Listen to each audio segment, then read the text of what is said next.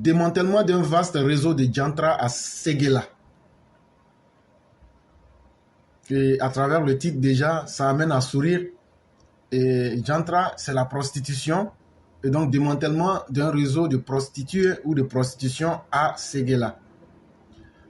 Le crépuscule s'abattait sur la ville de Séguéla ce mercredi 21 août 2024.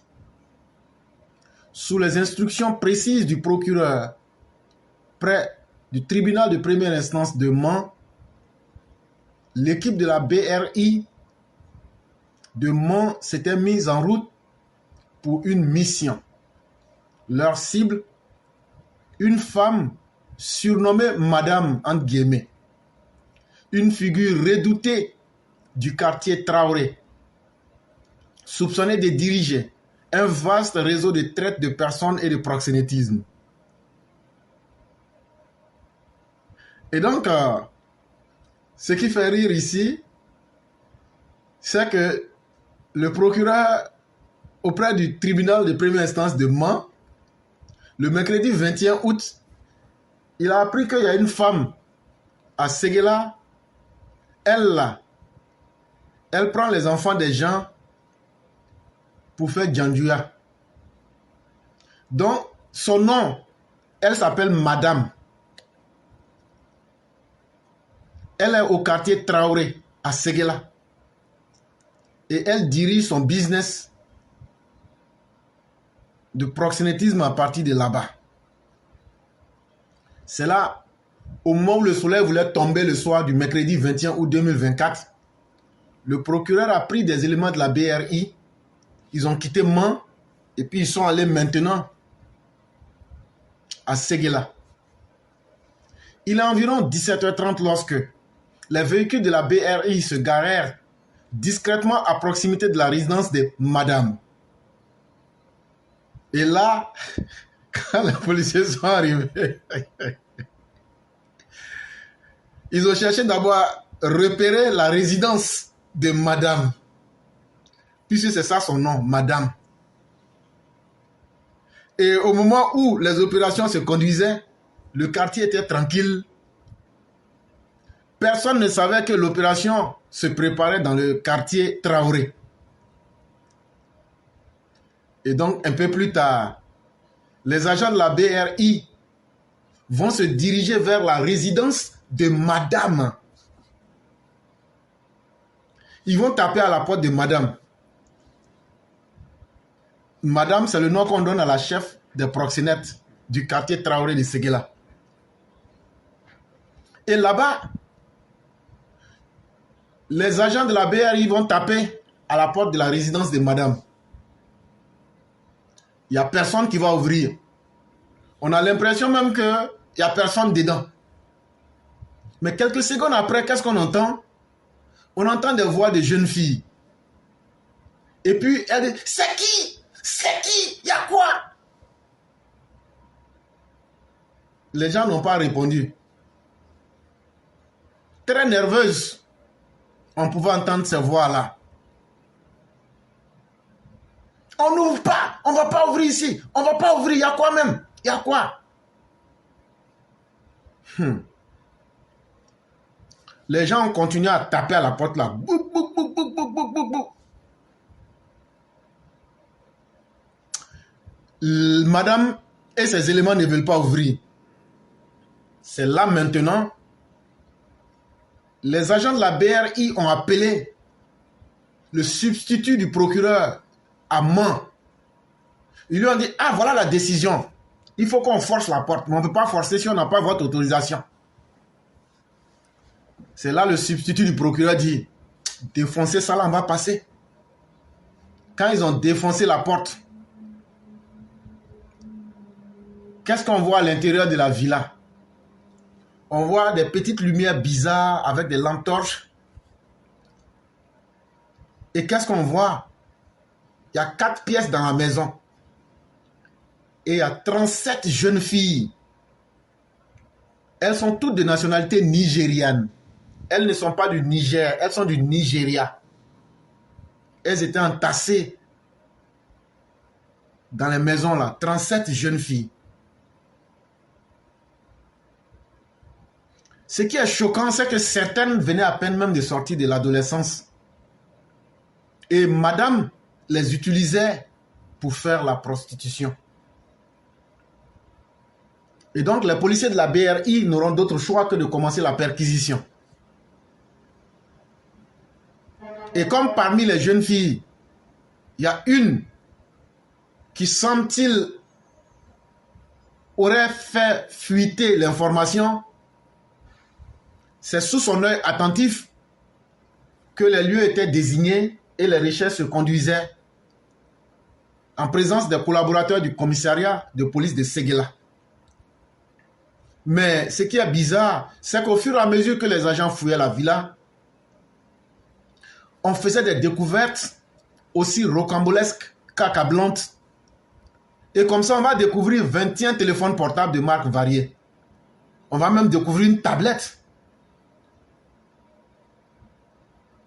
On va aussi découvrir dans un placard de la chambre, madame.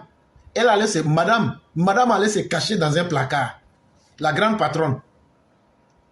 Quand madame a su que c'est gâté pour elle, dans l'une des chambres là, elle avait un armoire là-bas. Elle s'est cachée dedans là-bas. Et dans cette armoire là, qu'est-ce qu'on a découvert?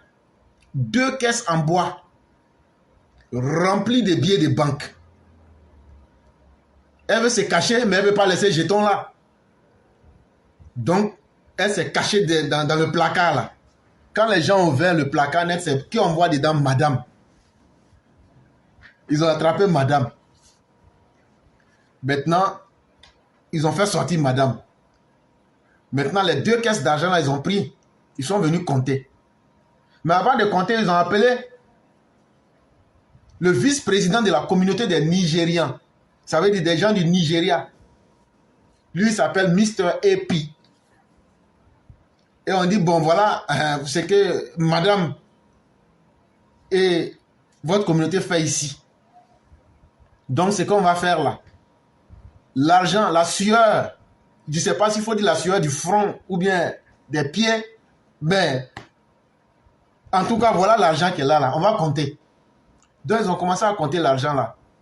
Et dans Enfant des gens là, madame avait pu encaisser 3 462 500 francs CFA. Eh madame,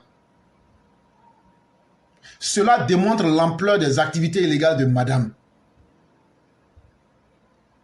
Et donc à 22h30, après plusieurs heures de perquisition, l'opération va prendre fin.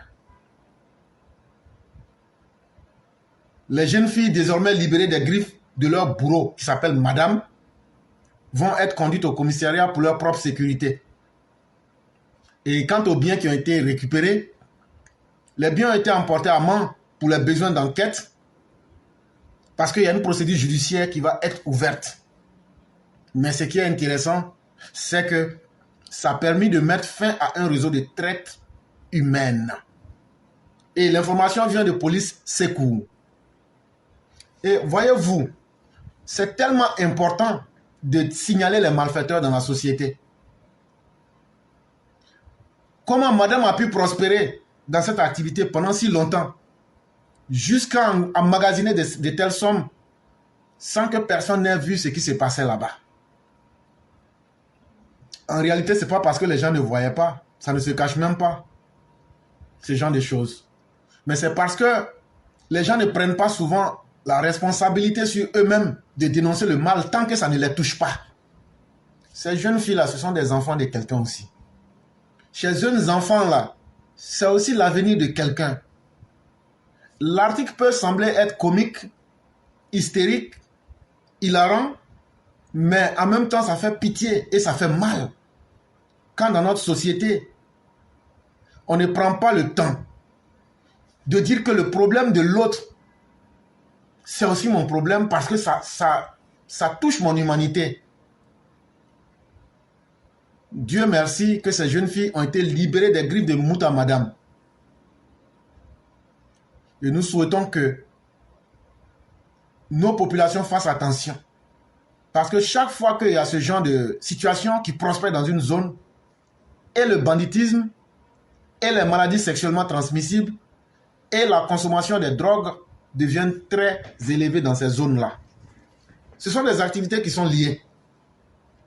Vous ne voyez pas, les poids clairs là, elle n'a pas froid aux yeux, elle n'a pas froid aux yeux. Cette drogue, elle prend. Donc là, ça attire les vendeurs de drogue. Quand les vendeurs de drogue viennent là, ce n'est pas les poids clairs là seulement qui vont prendre drogue. Il y a aussi les jeunes gens. Et ces jeunes gens-là, eux vont devenir des bandits pour attaquer les gens. Et donc, c'est à travers cet article-là, nous souhaitons interpeller toutes nos populations. Ne voyez pas le mal et ne vous asseyez pas tant que le mal ne vous touche pas avant de vous plaindre. Parce qu'on ne sait pas de quelle manière ça va vous atteindre. Et Dieu merci, et merci à la police de la Côte d'Ivoire, et merci à tous ceux qui ont participé à cette opération, à commencer par le procureur de la République, le substitut du procureur, le commissaire de police de Séguéla, ainsi que tous les éléments qui ont participé, ceux de la BRI. Vraiment, merci à vous. Et c'est ce qu'on devrait faire. Au lieu de chercher à vous marier et avoir une vie honorable, vous choisissez les chemins détournés. Ce n'est pas bon. Les gens pensent que quand on leur donne le conseil, c'est parce qu'on est bête. La vie, là, tu as beau tourner, là, tu ne peux pas sauter d'étape. Mais je souhaite que madame soit condamnée lourdement. Si madame pouvait être condamnée, au moins à une peine qui allait lui faire réfléchir pendant très longtemps, ce serait une très bonne chose. C'est comme ça elles vont blaguer les enfants, les gens dans leur pays d'origine. Non, j'ai un restaurant ou bien j'ai une entreprise. Ton enfant va venir travailler après 6 mois ou même telle période. Et quand la personne vient, la personne se retrouve dans un réseau de traite humain avec l'engrenage de la prostitution. Et ce n'est pas bon. Ce n'est pas bon. Et surtout, ce n'est pas bon pour l'image même de la femme. Et donc, chère population, prenons-en conscience.